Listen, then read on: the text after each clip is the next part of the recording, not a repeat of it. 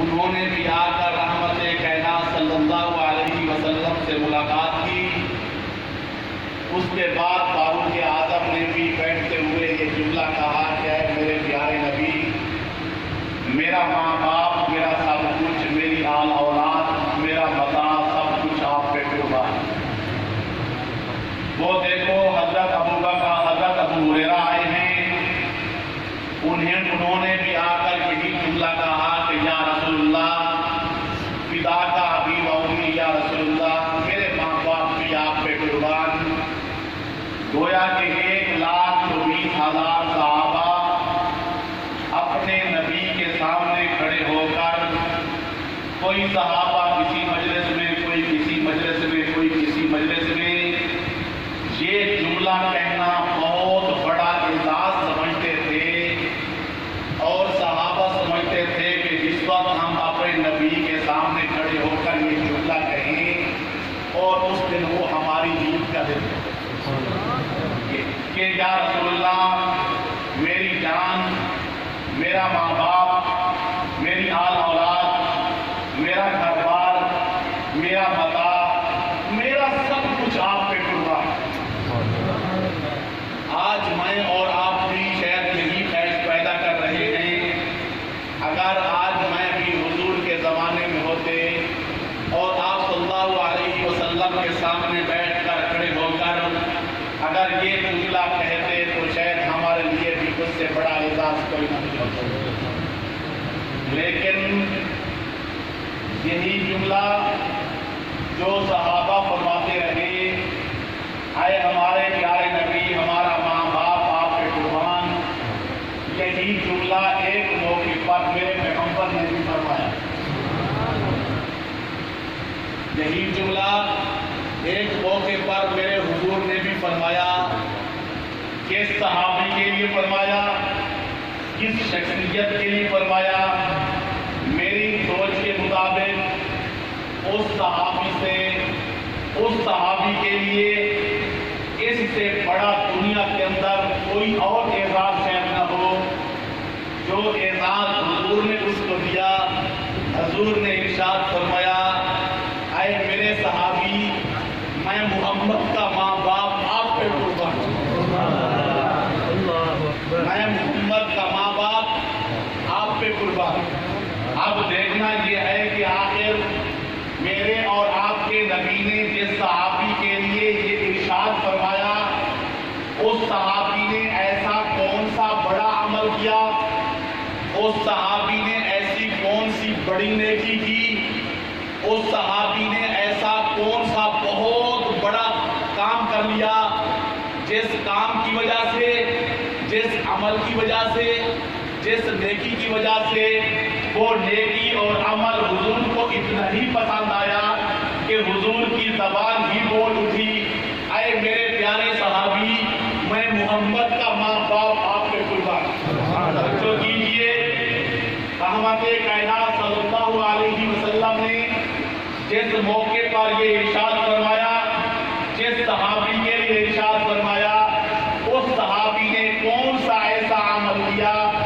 وہ میرے اندازے کے مطابق اس صحابی نے حج نہیں کیے تھے، قرآن کے ختم نہیں کیے تھے، مسجدیں نہیں بنائی تھی، بیت اللہ کی تعمیر نہیں کی تھی، آخر اس صحابی نے کون سا ایسا عمل کر لیا جس عمل پر میرے پیغمبر کو یہ فرمانا پڑا، اے میرے صحابی، میں محمد کا ماں باپ آپ پہ قربان۔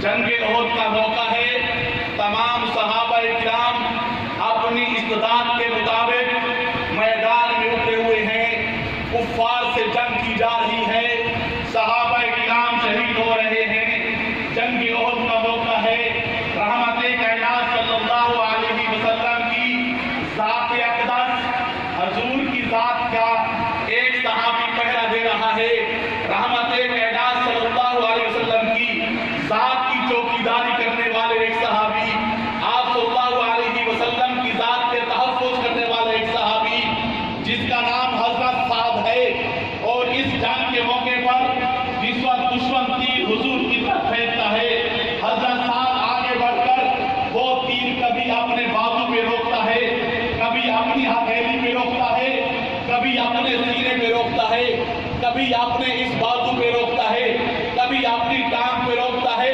حضور صحابہ سے فرماتے ہیں کہ میرے صحابہ یہ تیر بھی ساتھ کو پکڑا دیں، یہ تلواریں بھی ساتھ کو پکڑا دیں، یہ کمانیں بھی ساتھ کو پکڑا دیں۔ حضرت سات صحابہ سے تیر پکڑ رہے ہیں اور مسلسل حضور کی ذات کا تحفظ بھی کیا جا رہا ہے۔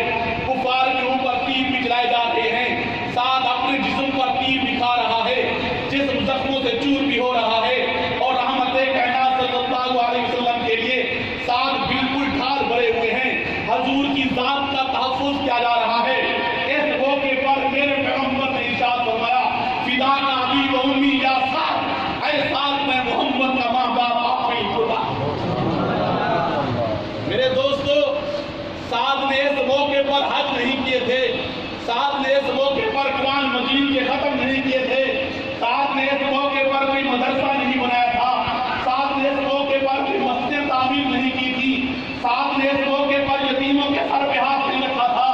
جس موقع پر حضور نے اتنا بڑا اعزاز دے دیا، اس موقع پر سعد نے اگر کوئی عمل کیا ہے وہ صرف اور صرف ذات اقدس کی نگہبانی کی ہے، ذات اقدس کی چوکیداری کی ہے، ذات اقدس کا پہرہ دیا ہے، حضور کی ذات کا تحفظ کیا ہے، اور حضور کی ذات کے تحفظ کرنے پر حضور نے فرمایا، اے ذات میں محمد کا ماں باپ آپ پہ قربان۔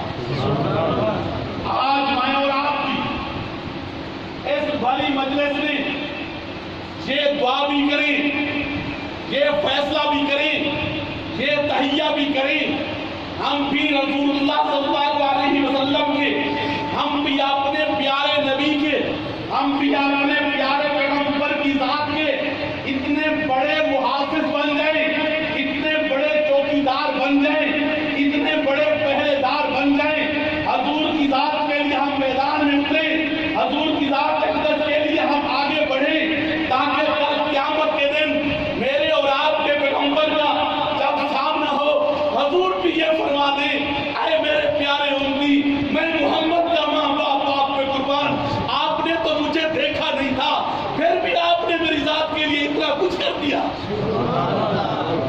میں کیا توقع رکھوں، ایسا ہونا چاہیے نہیں ہونا چاہیے؟ یہ اعزاز مجھے اور آپ کو ملنا چاہیے نہیں ملنا چاہیے؟ اگر اس اعزاز کو پانے کے لیے اگر میں کچھ کردار ادا کر جاؤں، اگر میں کچھ عمل کر جاؤں، حضور کے دشمن کے خلاف کوئی ایسا عمل کر جاؤں، کوئی ایسا کام کر جاؤں تاکہ کل حضور کا سامنا ہو، حضور بھی مسکرا اٹھیں اور فرمائیں کہ اے میرے پیارے امتی، میں محمد کا ماں باپ آپ پہ قربان۔ کرنا چاہیے نہیں کرنا چاہیے؟ میں کیا توقع رکھوں ایسا ہوگا؟ سارے تیار ہو؟ اللہ آپ کو جزا دے۔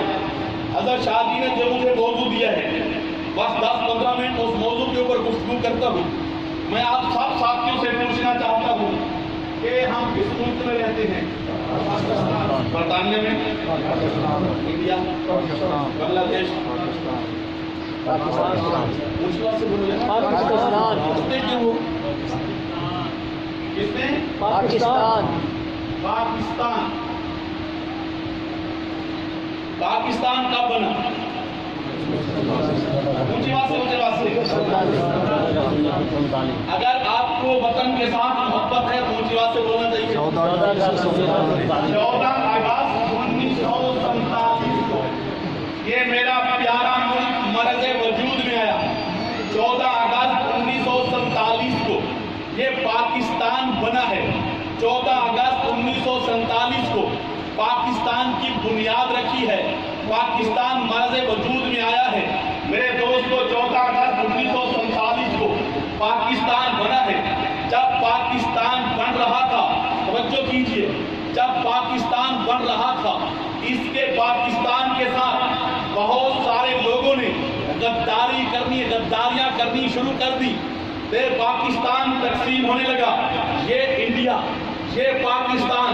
کچھ علاقے ایسے تھے جس کے اوپر تنازع کھڑا ہو گیا، یہ انڈیا کا حصہ ہے یہ یا پاکستان کا حصہ ہے۔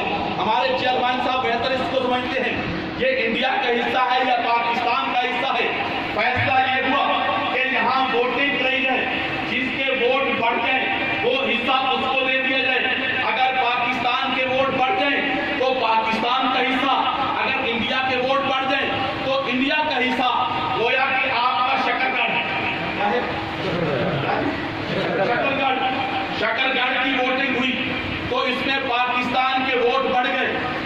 حصہ پاکستان کو مل گیا. شکر گڑھ میں تھوڑا سا آگے جائے بارڈر کراس کر کے ایک علاقہ ہے گرداسپور. کون سا؟ گرداسپور. اس کا بھی ایک قضیہ کھڑا ہو گیا کہ یہ گرداسپور پاکستان کا ہے حصہ یا انڈیا کا ہے. جب ووٹنگ ہونے لگی، توجہ کیجیے، جب ووٹنگ ہونے لگی پاکستان کے لیے مسلمانوں نے ووٹ دینے تھے، انڈیا کے لیے ہندو اور سکھوں نے ووٹ دینے تھے. جب ووٹنگ ہونے لگی تو یہ پاکستان کے لیے مسلمانوں نے سارے ووٹ دے دیے، جو ہندو اور سکھ تھے انہوں نے انڈیا کے لیے ووٹ دے دیے. اس گرداسپور کے اندر کثرت کے ساتھ ایک اور طبقہ رہتا تھا جس کو آج دنیا قادیانی اور مرزائی کہتی ہے. تو جو کیجیے، قادیانی اور مرزائی کہتے ہیں. مسلمانوں نے پاکستان کے لیے ووٹ دیے، ہندو اور سکھوں نے انڈیا کے لیے ووٹ دیے. اب ایک طبقہ ایسا تھا، اس طبقے نے اگر مسلمانوں کے ساتھ کھڑا ہونا تھا تو یہ گرداسپور پاکستان کا حصہ بنتا. اگر یہ طبقہ قانون کے ساتھ ہندوؤں کے ساتھ کھڑا ہوتا تو یہ علاقہ انڈیا کو مل جاتا. ان قادیانیوں نے پاکستان کے بننے کے وقت جو تقسیم ہوئی، اس تقسیم کے اوقات میں ان قادیانیوں نے مسلمانوں کے ساتھ دینے کی بجائے ہندو اور سکھوں کے درمیان میں ووٹ ڈالا، اور ان کی اس غداری کی وجہ سے ضلع گرداسپور پاکستان کا حصہ نہیں انڈیا کا حصہ بن گیا. توجہ کیجیے، اگر یہ قادیانی مسلمانوں کے ساتھ کھڑے ہوتے تو یہ گرداسپور ضلع انڈیا کا نہیں مسلم پاکستان کا حصہ ہوتا. اگر یہ گرداسپور آج انڈیا کا حصہ ہے وہ صرف اور صرف قادیانیوں کی اس غداری کی وجہ سے. توجہ کیجیے، ہمارے کشمیر کے دو حصے ہیں، ایک آزاد کشمیر ہے، ایک مقبوضہ کشمیر ہے. آزاد کشمیر پر پاکستان کی حکومت ہے، مقبوضہ کشمیر پر انڈیا کی ہے. یہاں بھی ایک تنازع کھڑا ہوا. توجہ کیجیے کہ یہ جو مقبوضہ کشمیر ہے اس کا واحد راستہ گرداسپور سے جاتا ہے. واحد راستہ گرداسپور سے جاتا ہے. اگر یہ ضلع گرداسپور پاکستان کا حصہ ہوتا تو آج مقبوضہ کشمیر بھی پاکستان کا حصہ ہوتا. ان قادیانیوں کی غداری کی وجہ سے آج مقبوضہ کشمیر پاکستان کے پاس نہیں ہے. پاکستان بن گیا. اب بنا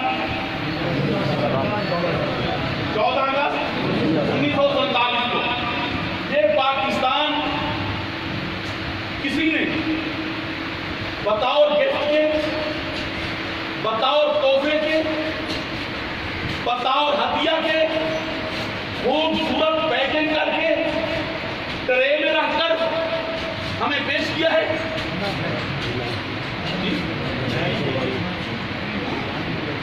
پیش کیا گیا ہمیں. اس پاکستان کے بناتے وقت ایک ملک کے حصول کے لیے 6 لاکھ مسلمانوں نے قربانیاں دی ہیں. کتنی؟ 6 لاکھ. 6 لاکھ مسلمانوں نے قربانیاں دی ہیں. 6 لاکھ مسلمانوں کے جسم کے ٹکڑے کر دیے گئے. کہنا بہت آسان ہے. آج ہمیں اپنے وطن کا ہمیں جو عزت احترام ہونا چاہیے تھا وہ ہمارے دلوں میں نہیں ہے. ان لوگوں سے پوچھو جن کے گھر اٹھ گئے، ان لوگوں سے پوچھو جن کے کاروبار اٹھ گئے، ان لوگوں سے پوچھو جن کے گھرانے کے گھرانے اجڑ گئے. پاکستان کے بناتے وقت 6 لاکھ مسلمانوں نے اپنے جسم کے ٹکڑے کرائے ہیں اس پاکستان کے لیے. 6 لاکھ مسلمانوں نے اپنے بچوں کو یتیم کرایا ہے اس ملک کے لیے. 6 لاکھ مسلمانوں نے اپنی بیٹیوں کو بیوہ کرایا ہے اس ملک کے لیے. 6 لاکھ مسلمانوں نے اللہ کی اس دھرتی کو اپنے مقدس خون سے رنگین کیا ہے اس ملک کے لیے. 6 لاکھ مسلمانوں کے بچے ہندو بنیا سے اپنی عزت بچانے کے لیے میری عزت بہنوں نے کنوؤں کے اندر چھلانگیں لگائی ہیں. ماں کے سامنے اس کے بیٹے کو ذبح کر دیا گیا، بیٹوں کے سامنے اس کے والدین کے ٹکڑے کر دیے گئے. کنوؤں کے اندر چھلانگیں لگانی پڑی. دریا راوی کا پانی بالکل خون آلود ہو گیا. کتنی بڑی قربانی کے بعد یہ ملک پاکستان مرد وجود میں آیا. کسی نے بطور تحفے کے لیے پیش کیا. اتنی بڑی قربانی لگی ہے اس ملک کے اصول کے لیے. 6 لاکھ مسلمانوں نے قربانی کی ہے. 6 لاکھ مسلمانوں کی قربانی ہے اس کے پیچھے. یہ ملک پاکستان کلمے کی بنیاد پر بنا. اس کی بنیاد پر کلمے کی بنیاد پر بنا. کلمہ کے اندر لفظ محمد ہے یہ نہیں ہے. اگر نعوذ باللہ اللہ معاف فرمائے اس لفظ محمد کو اس کلمے سے ہٹا لیا جائے 1 منٹ کے لیے تو کلمہ ہے جی نہیں. گویا کہ یہ ملک پاکستان مسلمانوں نے اتنی بڑی قربانی جو دے کر کری ہے وہ محمد رسول اللہ کے نام پہ بنا ہے. کس کے نام پہ؟ کس کے نام پہ؟ محمد رسول اللہ کے نام پہ. یہ ملک مرد وجود میں آیا, ملک بن گیا. ملک کے بن جانے کے بعد اس ملک کا پہلا وزیر اعظم کون بنا؟ لیاقت علی خان. اونچی بات سے بولو. لیاقت علی خان. آج ساری قوم کو عمران خان یاد ہے, لیاقت علی خان کو یاد ہے. اونچی بات سے بولو. اس ملک کے بن جانے کے بعد اس ملک کا پہلا وزیر اعظم کون بنا؟ لیاقت علی خان. لیاقت علی خان. اس ملک کے بن جانے کے بعد, کلمے کے نام پہ بن جانے کے بعد, محمد رسول اللہ کے نام پہ بن جانے کے بعد, 6 لاکھ مسلمانوں کی قربانیاں دینے کے بعد بن جانے کے بعد, 6 لاکھ مسلمانوں کے بچے یتیم ہو جانے کے بعد, ملک بن جانے کے بعد یہ ملک کا پہلا وزیر خارجہ کون بنا؟ قادیانی تھا. غالباً قادیانی تھا. غالباً قادیانی تھا. اس کا نام کیا تھا بیٹا؟ سر ظفر اللہ خان. اتنی بڑی توجہ کیجیے, اتنی بڑی قربانی کے بعد کلمہ طیبہ کے نام پہ, محمد رسول اللہ کے نام پہ, دین اسلام کے لیے خالصتاً مسلمانوں کے لیے خطے کی بنیاد رکھی گئی. اس بنیاد کے بعد جب ملک مرد وجود میں آیا, اس ملک کا پہلا وزیر خارجہ کون بنا؟ سر ظفر اللہ. سر ظفر اللہ جو کلمے کے خلاف, محمد رسول اللہ کا باغی, دین کا دشمن, کلمے کے خلاف, حضور کا دشمن, دین کا باغی, جو ملک ان تینوں کی وجوہات کی وجہ سے بنا ہے, اس ملک کا پہلا وزیر خارجہ کون بنا؟ سر ظفر اللہ.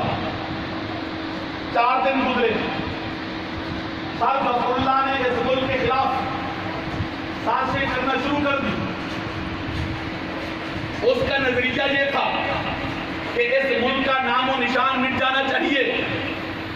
ابھی ملک بنا ہے, جو پہلا وزیر خارجہ بنا اس کی خواہش یہ ہے, اس کا نظریہ یہ ہے, اس کا ماٹو یہ ہے, اس کا مشن یہ ہے کہ ملک کا نام و نشان اونچی بات سے مٹ جانا چاہیے.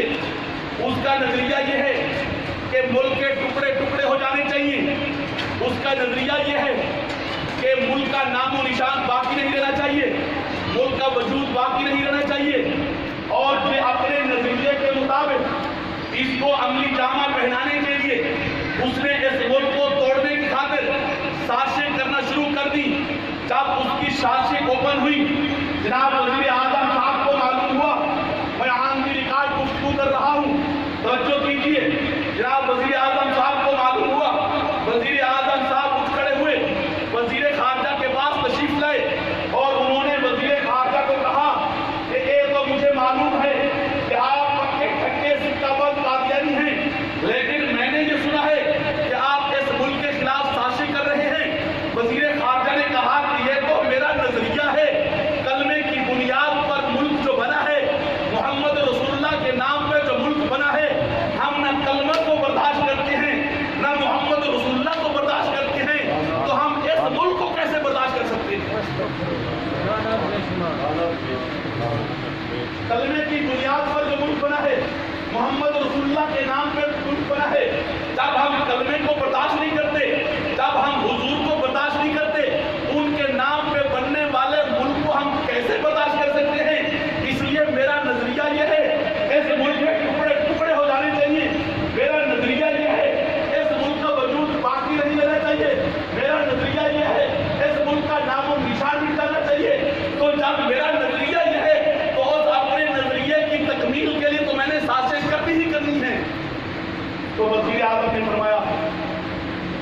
सरदरुल्लाह,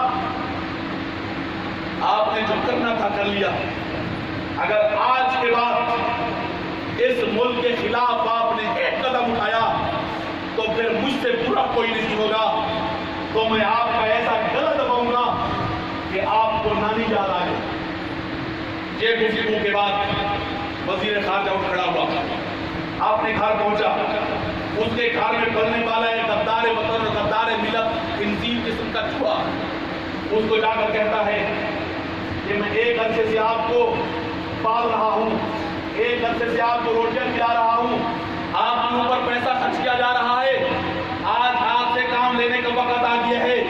वो कंजे नाम का कहता है कि सरदरुल्लाह साहब, वो कौन सा काम है जो मैंने करना है? सरदरुल्लाह ने कहा कि आपने जनाब लियाकत अली खान को ठिकाने लगाना है। अगर आपने ये काम न किया तो फिर हमारे लिए मसाइल खड़े हो जाएंगे।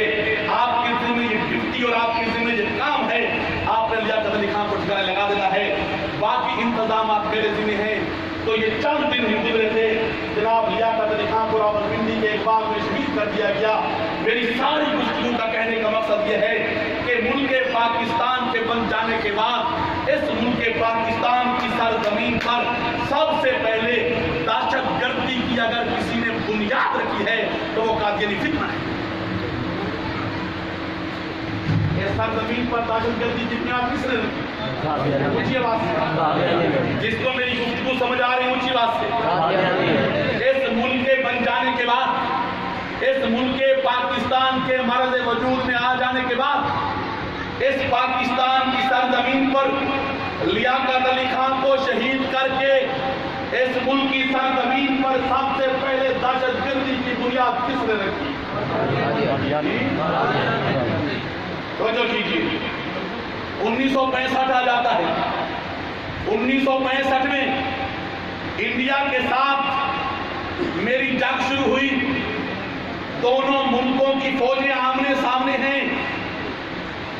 उस वक्त पूरी पाकिस्तानी कौम ये फैसला कर चुकी है, हमारे बच्चे यतीम होते हैं हो जाएं, हमारी बीवियां बेवा होती हैं हो जाएं, हमारा घर बार लुटता है लुट जाए, हम बाकी रहें या न रहें, लेकिन इंशाअल्लाह जब तक जान में जान है हम अपने मुल्क के एक एक इंच की हिफाजत करेंगे, अपने मुल्क की सालमियत की जंग लड़ेंगे, अपने मुल्क की बका की जंग लड़ेंगे। हम रहें या न रहें, मुल्क पाकिस्तान रहना चाहिए। पूरी कौम ये फैसला करके मैदान में है। मेरी पाक फौज बिल्कुल बॉर्डर के ऊपर मुल्क की बका की जंग लड़ रही है। मेरे दोस्तों, इन हालात और वाक़यात के अंदर हमारी आर्मी इदारों ने और उस वक्त की हुकूमत ने ये एक फैसला किया। फैसला करने के बाद उस फैसले का ऐलान कर दिया कि रात को अपने घरों की, अपनी बाजारों की, अपनी गलियों की, अपनी देहातों की लाइटें बंद कर दी जाए। कोई आदमी भी रात को लाइट जो मेरे पुराने बुजुर्ग बैठे हैं इनको यकीनन ये बात याद होगी। ये फैसला हो गया कि रात को लाइट नहीं जलनी चाहिए। पूछा गया खैर तो है, आप क्यों पूरे मुल्क को अंधेरे के अंदर धकेल रहे हैं? बताया गया आप अगर लाइट जलाएंगे दुश्मन आसानी के साथ अपना हदफ मुतअय्यन करेगा। अगर लाइट बंद होगी, लाइट ऑफ होगी तो दुश्मन आसानी के साथ अपना हदफ मुतअय्यन नहीं कर पाएगा। इस वादे हुक्म और वादे पॉलिसी आ जाने के बाद पाकिस्तान के रहने वाले, पाकिस्तान के वासी, पाकिस्तान से मोहब्बत करने वाले, पाकिस्तान के लिए अपनी जान लगा देने वाले, इस वादे हुक्म और पॉलिसी आ जाने के बाद इन्होंने अपने घरों की लाइटें बंद कर दी, अपनी गलियों की, अपनी बाजारों की लाइटें बंद कर दी। पूरा मुल्क बेरोशन हो गया रात को। लेकिन इस वादे हुक्म के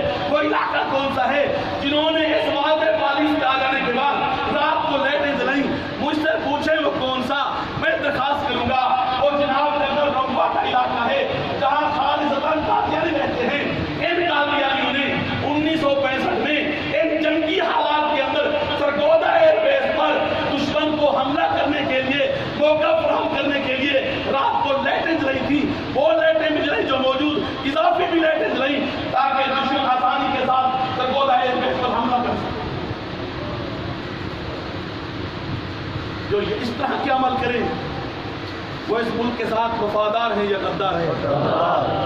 اور آگے بڑھتے ہیں 1971 آ جاتا ہے 1971 میں میرے 2 حصے کر لیے گئے. میں 2 حصوں میں بٹ گیا. پوری پاکستانی قوم خون کے آنسو رو رہی ہے. ان کے گھروں میں چولہے نہیں جلے, پریشان حال ہیں, غمگین ہیں. ہمارا ایک بازو کٹ گیا ہے, میرا ملک 2 لاکھ ہو گیا ہے, 2 حصوں میں تقسیم ہو گیا ہے, بنگلہ دیش مجھ سے الگ ہو گیا. ساری قوم پریشان ہے. اس موقع پر ایک طبقہ کھڑے ہو کر خوشی میں بھنگڑے ڈال رہا تھا, ایک طبقہ کھڑے ہو کر گھی کے چراغ جلا رہا تھا, ایک طبقہ کھڑے ہو کر مٹھائیاں تقسیم کی جا رہی تھی. وہ طبقے نے بکرے ذبح کر کے تقسیم کیے اور کھڑے ہو کر یہ آوازیں لگانی شروع کر دی. ہمارا نظریہ پورا ہوتا ہوا نظر آ رہا ہے. ہمارا نظریہ یہ ہے کہ پاکستان کے ٹکڑے ٹکڑے ہو جائیں گے. آج پاکستان 2 حصوں میں تقسیم ہو گیا ہے. یہ ہمارا نظریہ پورا ہوتا ہوا نظر آ رہا ہے. اس خوشی میں آ کر بھنگڑے ڈالے, خوشیاں منائی, مٹھائیاں تقسیم کی, گھی کے چراغ جلائے. میرے دوستوں میں درخواست کرنا چاہتا ہوں, اس موقع پر جب میرا ملک 2 لاکھ ہو گیا, 2 حصوں میں تقسیم کر دیا گیا, ہم پٹ گئے. اس موقع پر جو خوشیاں منائے, بھنگڑے ڈالے, گھی کے چراغ جلائے, وہ اس ملک کا وفادار ہے یا غدار ہے؟ اس موقع پر جناب نگر قادیانیوں نے خوشیاں منائی, بھنگڑے ڈالے, گھی کے چراغ جلائے اور بڑے کھڑے ہو کر بڑے بڑے نعرے لگائے کہ ہمارا نظریہ پورا ہوتا ہوا نظر آتا. جس ملک کے متعلق ہم چاہتے تھے کہ اس کو ٹکڑے ٹکڑے ہو جانا چاہیے, یہ آج 2 حصوں میں بٹ گیا ہے. ہماری خواہش پوری ہو گئی ہے, ہماری تمنا پوری ہو گئی ہے, ہماری من کی مراد پوری ہو گئی ہے. اس موقع پر جو اس طرح کی گفتگو کرے وہ اس ملک کا وفادار ہے یا غدار ہے؟ میں تفصیلات نہیں جاتا, بالکل قریب لے آتا ہوں آپ دوستوں کو. یہ جو ابھی رمضان شریف گزرا ہے, شاید 2017 میں گزرا ہے. اس سے جو پچھلا رمضان شریف وہ 2016 میں جو رمضان شریف گزرا, اس رمضان کی 27 رمضان کو تمام قومی اخبارات کے اندر یہ خبریں پرنٹ ہوئی. اگر آپ دوست آج 27 رمضان 2016 کی اخبار اٹھا کر دیکھیں تو آپ کو یہ خبر ضرور ملے گی. اس اخبار کے اندر یہ خبر پرنٹ ہوئی, صوبہ سندھ کے ضلع بدین کے ایک دیہات میں بم بلاسٹ ہوا.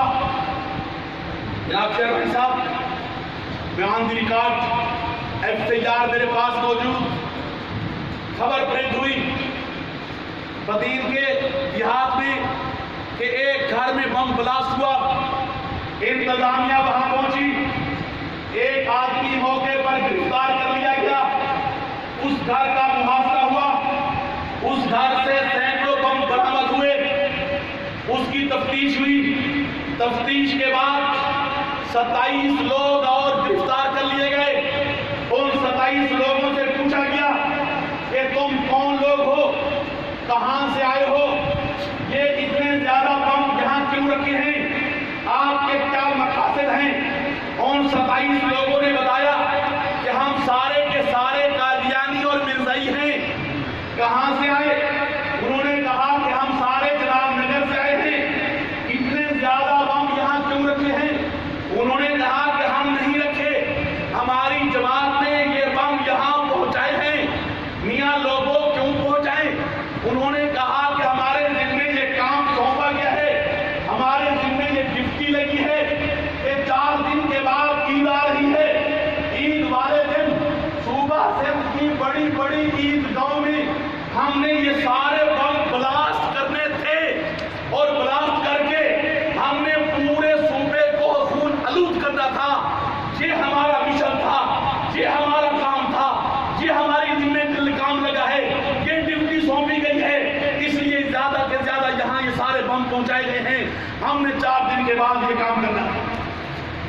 میں آپ سے پوچھنا چاہتا ہوں، یہ تو اچھا ہوا، ایک بم بلاسٹ ہوا، انتظامیہ وہاں پہنچ گئی اور ان کی سازش بے نقاب ہوئی، ان کو پکڑا گیا۔ اگر یہ ساری ان کی جو سازش کر کامیاب ہو جاتی تو صبح سے مل جاتی۔ اس ملک عزیز میں یہ قادیانی ایسا طبقہ ہے، چھوٹا ہو یا بڑا، جوان ہو یا بوڑھا، ملازم ہو یا کاروباری، سبزی کی ریڑھی لگاتا ہو یا تانگا، ہر قادیانی کا یہ نظریہ ہے یہ ملک کا وجود باقی نہیں رہنا چاہیے، یہ ملک پاکستان اکھنڈ بھارت بن جانا چاہیے، نظریہ ہے ان کا، اس کا نام و نشان مٹ جانا چاہیے، اس کے ٹکڑے ٹکڑے ہو جانے چاہیے۔ اس لیے 1994 کے برطانیہ کے قادیانیوں کے اجتماع میں قادیانی خلیفہ آخر میں کھڑا ہوا، جب دعا کا وقت آیا اس نے ہاتھ اٹھائے، میک کے سامنے قادیانی خلیفہ کھڑا ہے، سامنے قادیانی جماعت بیٹھی ہے اور دعا کا اسٹارٹ یہاں سے لیتا ہے، آئے میرے اللہ پاکستان کے ٹکڑے ٹکڑے ہو جائیں، پاکستان کو باقی نہیں رہنا چاہیے، پاکستان کا وجود ختم فرما، پاکستان ختم فرما، پاکستان کا نام و نشان مٹا دے یا اللہ۔ 1994 کے جلسے میں قادیانی خلیفہ اپنے اجتماع کے آخر میں جب دعا کے لیے آتا ہے تو دعا کا اسٹارٹ یہاں سے لیتا ہے۔ اجتماع کے بعد قادیانی جب پاکستان کے واپس پاکستان میں آئے، کراچی سے لے کر پشاور تک پاکستان کے خلاف سازشیں شروع کر دی انہوں نے۔ شاید آپ کو معلوم ہو کہ نہ ہو، آج سے ایک ماہ قبل انڈیا کا صدر اسرائیل کیا، اخبار آپ کے اندر تمام چیزیں پرنٹ ہوئی ہیں۔ انڈیا کا صدر کہاں گیا؟ وہاں قادیانی خلیفہ نے شپیش اس سے ملاقات کی، ان کی آپس میں مذاکرات کی، وہ تمام مذاکرات ریکارڈ پہ قادیانی خلیفہ نے اس کو کہا کہ آپ پاکستان کے اوپر چڑھائی کریں، ہماری پوری قادیانی جماعت آپ کے ساتھ کھڑی ہے، آپ طرح کا ہم تعاون کریں گے، جس طرح کا تعاون چاہیں گے ہم کریں گے، لیکن آپ وقت ضائع کر رہے ہیں، آپ پاکستان کے اوپر چڑھائی کیوں نہیں کرتے؟ یہ مذاکرات ہوئے ہیں انڈیا کے قادیانیوں کے ساتھ۔ میں آپ سے پوچھتا ہوں کہ یہ طبقہ پاکستان کا وفادار ہے، پاکستان کا وفادار ہے؟ پاکستان کے اندر جتنی بھی دہشت گردی کی جا رہی ہے اس دہشت گردی کے پیچھے کس کا ہاتھ ہے؟ دہشت گردی کون پھیلا رہے ہیں؟ آج میں بڑے ادب کے ساتھ، آج میں بڑے احترام کے ساتھ، آج میں بڑی اجازت کے ساتھ اپنی اسٹیبلشمنٹ کو درخواست کرتا ہوں کہ تم دہشت گردی کا خون کس کے ہاتھ پہ تلاش کر رہے ہو؟ تم دہشت گردی کا خون کس کے ہاتھ پہ تلاش کر رہے ہو؟ جن کا نظریہ یہ ہے کہ پاکستان کا وجود باقی نہیں رہنا چاہیے، جن کا مشن یہ ہے کہ پاکستان کے ٹکڑے ٹکڑے ہو جانے چاہیے، جن کا نظریہ یہ ہے پاکستان کا نام و نشان مٹ جانا چاہیے، آج وہ طبقہ ہے جو اس ملک کے ختم کرنے کے لیے، اس ملک کو توڑنے کے لیے اس ملک کے اندر دہشت گردی کر رہا ہے۔ جتنی بھی ملک پاکستان میں دہشت گردی کی جا رہی ہے، مسلمانوں کو قتل کیا جا رہا ہے، مسلمانوں کا بے گناہ شہید خون بہایا جا رہا ہے، ایک مسلمان سے اس کے بچے کو چھینا جا رہا ہے، اولاد سے ان کے باپوں کو چھینا جا رہا ہے۔ یہ ساری دہشت گردی کے پیچھے قادیانی لگے ہوئے ہیں۔ کون لگے ہوئے ہیں؟ قادیانی لگے ہوئے ہیں۔ روز اول سے لے کر آج تک جتنی ملک پاکستان میں دہشت گردی ہو رہی ہے، یہ ساری دہشت گردی قادیانی کرا رہی ہے۔ ان کو گرفتار کیا جائے یا نہیں کیا جائے؟ ان کو کیفر کردار تک پہنچایا جائے۔ یہ حضور کے بھی دشمن ہیں، دین کے بھی دشمن ہیں، اور ملک پاکستان کے بھی باغی ہیں، اور ہر ہے کہ یہ ملک کے ٹکڑے ہو جانے چاہیے. ہر قادیانی کا نظریہ ہے کہ اس ملک کا وجود باقی نہیں رہنا چاہیے. اگر میں اور آپ اس ملک کے وفادار ہیں, میں اور آپ اپنے اس ملک کو چاہتے ہیں, تو پھر ان دہشت گردوں اور اس ملک کے دشمنوں, اس ملک کے غداروں کا مقابلہ کرنا ہوگا.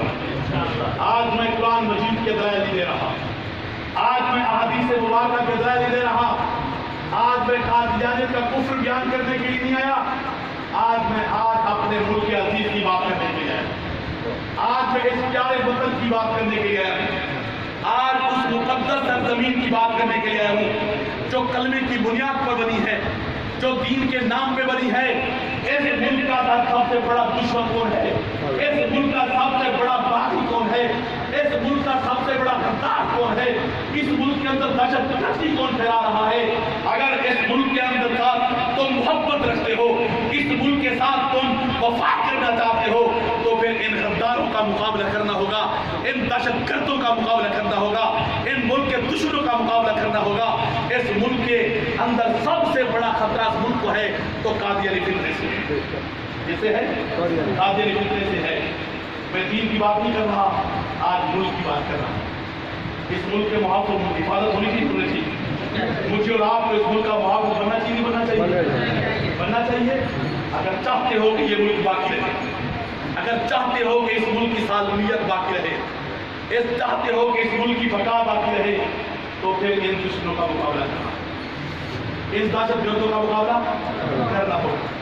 ابھی میرے چیئرمین صاحب درخواست کر رہے تھے, شاہ جی نے بھی اشارہ کیا, چھوٹے شاہ صاحب نے بھی اشارہ کیا کہ کلمہ چوک آپ کے آمد دوسیات میں, کلمہ چوک میں وہاں بہت ساری زمین قادیانیوں نے دھوکے کے ساتھ, فراڈ کے ساتھ اپنے نام کرانے کی کوشش کی ہے. ہمارے ناقابرین نے اس کے اوپر سٹے لگوایا ہے. سٹے لگ جانے کے باوجود, سٹے لگ جانے کے باوجود یہ دہشت گرد, یہ ملک غدار آپ کے آمد کو سیال میں اپنی کالونی بنانے کا پروگرام بنا چکے, کثرت آبادی کرنے کا پروگرام بنا چکے. میں آپ سے پوچھنا چاہتا ہوں کہ ملک کے وفادار بھی موجود ہیں, ملک کے محافظ بھی موجود ہیں, اور ملک کے غدار اور دہشت گرد آپ کے اس علاقے میں کالونی بنائیں, آپ کے اس علاقے کے اندر اپنی آبادی زیادہ سے زیادہ لے آنے کا منصوبہ بنائیں اور اس کی تکمیل کے لیے تگ و دو کریں, اور میں ملک کا محافظ, ملک کا وفادار چپ رہوں. کیا میرے لیے یہ سوالیہ نشان نہیں ہے؟ میرے لیے سوالیہ نشان نہیں ہے. میرے متعلق میں نے کیا پیغام دیا ہے کہ میں ملک کے محافظ اور حفاظت کرنے والے کا دعویٰ بھی کروں, ملک کی سالمیت کی جنگ لڑنے کا دعویٰ بھی کروں, ملک کے وفادار ہونے کا دعویٰ بھی کروں, اور میرے ہی قدموں کے نیچے اس ملک کے غدار بسیں اور بستے ہی چلے جائیں. میں کیا پیغام دے رہا ہوں؟ میرے دوستو, آج کے بعد میں یہی آخری پیغام دینا چاہتا ہوں کہ خدا کے لیے آگے بڑھو, ملک کے لیے آگے بڑھو, ملک کی حفاظت کے لیے آگے بڑھو, اور آج کے بعد یہ فیصلہ کر کے اٹھو ہم ان اندرونی دشمنوں کا مقابلہ کریں گے, ان اندرونی دہشت گردوں کا مقابلہ, ان اندرونی غداروں کا مقابلہ کریں گے. اگر خدا نہ کرے, اللہ سے ڈرنا چاہیے, خدا نہ کرے اگر اس میرے ملک کے اوپر کوئی برا وقت آ گیا, خدا نہ کرے اگر کوئی ایسا میرے ملک کے اوپر برا وقت آ گیا, تو یہ ایسا فیصلہ کر کے اٹھو انشاءاللہ اس ملک کی بقا کے لیے ہم اپنی پاک فوج سے 10 قدم آگے بڑھ کر اس ملک کی حفاظت کریں. ایک آخری بات کرنا چاہتا ہوں, یہ کفر اور اسلام کی جنگ شروع سے چلی آ رہی ہے, یا یہ سمجھ لیں ان غداروں اور دہشت دہشت گردوں کے ساتھ میری اور آپ کی جنگ پاکستان کے بن جانے کے بعد سے شروع چلی آ رہی ہے، لیکن جنگ جیتنے کے لیے دو چیزیں بہت ضروری ہوتی ہیں۔ جنگ جیتنے کے لیے دو چیزیں ضروری ہوتی ہیں۔ نمبر ایک تدبیر، کیا تدبیر۔ نمبر دو طاقت۔ نمبر ایک تدبیر، نمبر دو طاقت۔ طاقت ہو اور تدبیر نہ ہو جنگ جیتی نہیں جاتی۔ تدبیر ہو اور طاقت نہ ہو جنگ جیتی نہیں جاتی۔ طاقت نوجوانوں کے پاس ہے، طاقت نوجوانوں کے پاس ہے، تدبیر اس بوڑھے بابے کے پاس ہے۔ طاقت کس کے پاس ہے؟ نوجوانوں کے پاس ہے، تدبیر بوڑھوں کے پاس ہے۔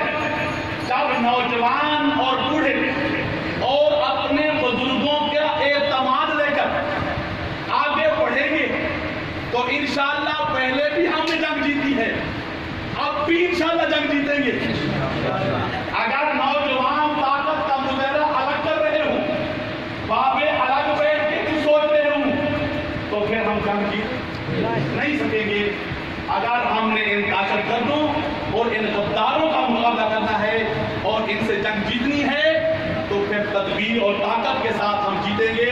طاقت نوجوانوں کے پاس ہے، تدبیر بزرگوں کے پاس ہے۔ بزرگوں کی مان کر ہم چلیں گے، بزرگ جو کہیں گے وہ چلیں گے، ان کو اعتماد میں لے کر چلیں گے، انشاءاللہ پھر میدان ہمارے پاس ہے۔ یہ تمام دہشت گرد اور غدار بھاگیں گے اور انشاءاللہ آج میرا ملک آج بھی میرا ہے، کل بھی میرا رہے گا۔ ہم اس کی ملک کے لیے اپنی جان لڑا دیں گے، اس ملک کی سالمیت کی جنگ لڑیں گے، اس کی بقا کی جنگ لڑیں گے، اس کے ایک ایک انچ کی حفاظت کریں گے۔ جہاں ہم مسلمان ہونے کے ناطے حضور کی عزت اور حضور کی حرمت، حضور کے تقدس اور ختم نبوت کے محافظ ہیں، حضور کی ذات کے محافظ ہیں، اور اسی طرح ہم ملک پاکستان کے ایک ایک انچ کے بھی محافظ ہیں۔